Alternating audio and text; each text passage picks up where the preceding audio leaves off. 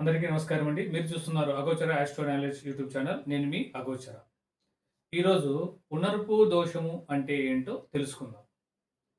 పునర్పు దోషము అనేటటువంటిది మీ జన్మ జాతకంలో ఉందా లేదా అని ఎలా తెలుసుకోవాలో కూడా మనం ఈ వీడియోలో తెలుసుకోవచ్చు.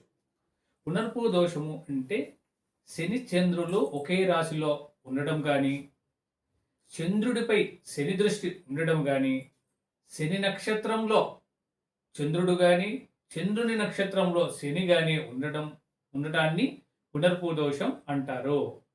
అయితే ఈ పునర్పు దోషము వలన కలిగేటటువంటి ఫలితాలు ఏ విధంగా ఉన్నాయో ఇప్పుడు మనం తెలుసుకుందాం. సాధారణంగా పునర్పు దోషము ఉన్నటువంటి జాతకులకు వివాహము అనేటటువంటిది ఆలస్యం అవ్వడానికి అవకాశం ఉంది.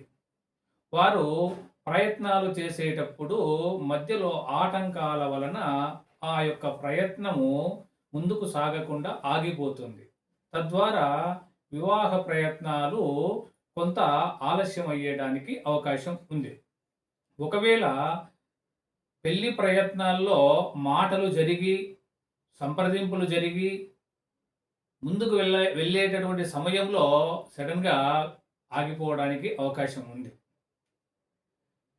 కొన్ని సందర్భాలలో నిశ్చితార్థం వరకు వెళ్ళి ఆగిపోతూ ఉంటాయి. నిశ్చితార్థం జరిగినా కూడా ఈ పునర్పు దోషము ఉన్నటువంటి జాతకులకు ఆ సంబంధము ఆగిపోవడానికి అవకాశం ఉంది. ఇంకా చెప్పాలి అంటే వివాహ విషయంలో ఎటూ పాలుపోలేనటువంటి, ఎటూ తేల్చుకోలేనటువంటి సందిగ్ధ వాతావరణంలో ఈ జాతకులు ఉంటారు.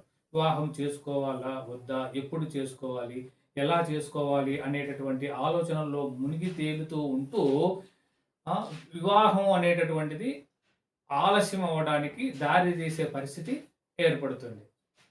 అయితే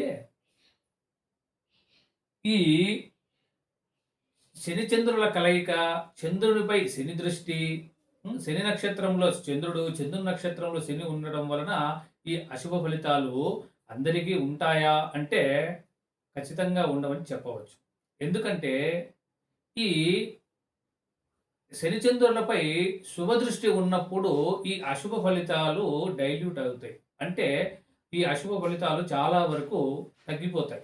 సరే, ఇప్పుడు జాతక చక్రంలో పునర్పు దోషాన్ని మనం ఎలా గుర్తించాలో తెలుసుకుందాం. చూడండి, ఉదాహరణ తీసుకుంటే ఇప్పుడు చూడండి, ఈ మేషరాశిలో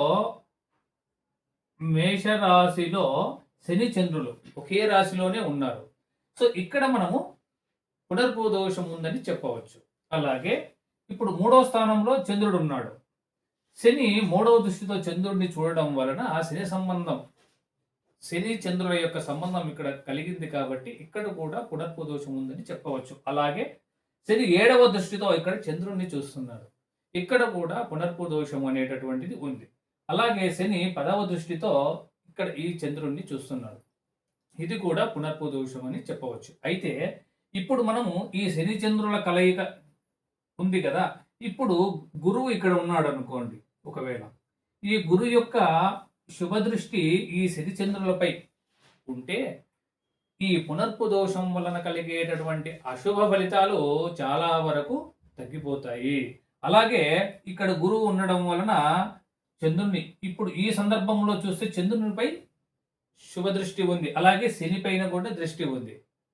మనం వేరువేరుగా చూసుకుంటున్నట్లయితే ఒకవేళ ఈ చంద్రుడిని తీసేస్తే ఇప్పుడు శని ఇక్కడ ఉన్నాడు, చంద్రుడు ఇక్కడ ఉన్నాడు. ఈ శని చంద్రుడిని 3వ దృష్టితో చూస్తున్నాడు. ఇక్కడ పునర్పు దోషం ఉంది. అయితే ఈ గురువు 5వ దృష్టితో శనిని, 7వ దృష్టితో చంద్రుడిని చూస్తున్నాడు కాబట్టి ఈ పునర్పు దోషం వలన కలిగేటటువంటి అశుభ ఫలితాలు చాలా వరకు తగ్గిపోతాయి.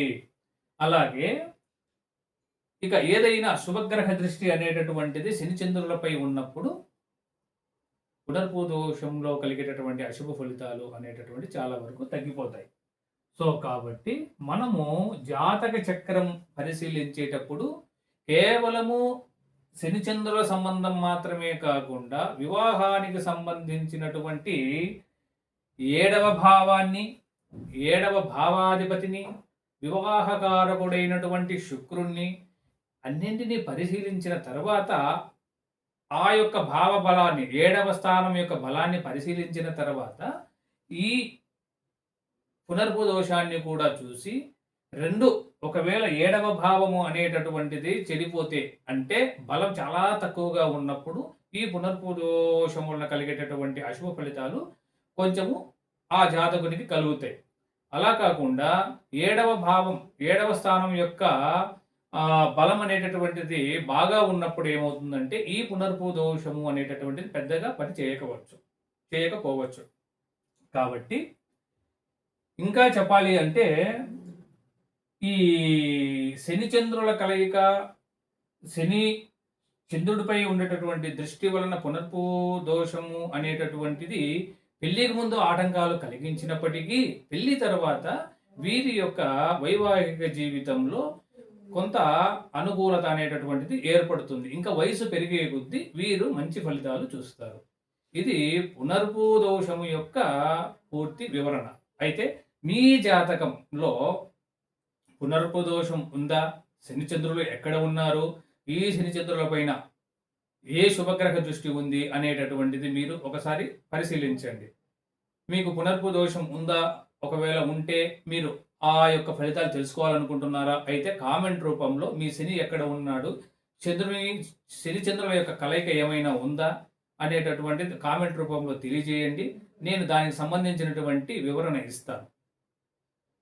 సో ఇలాంటి మరిన్ని జ్యోతిష్యానికి సంబంధించినటువంటి అప్డేట్స్ మీరు పొందాలంటే అగోచర యూట్యూబ్ ఛానల్ని మీరు సబ్స్క్రైబ్ చేయండి, మా వీడియోస్ను లైక్ చేయండి, ఇతరులకు తెలియజేయాలనుకుంటే షేర్ చేయండి.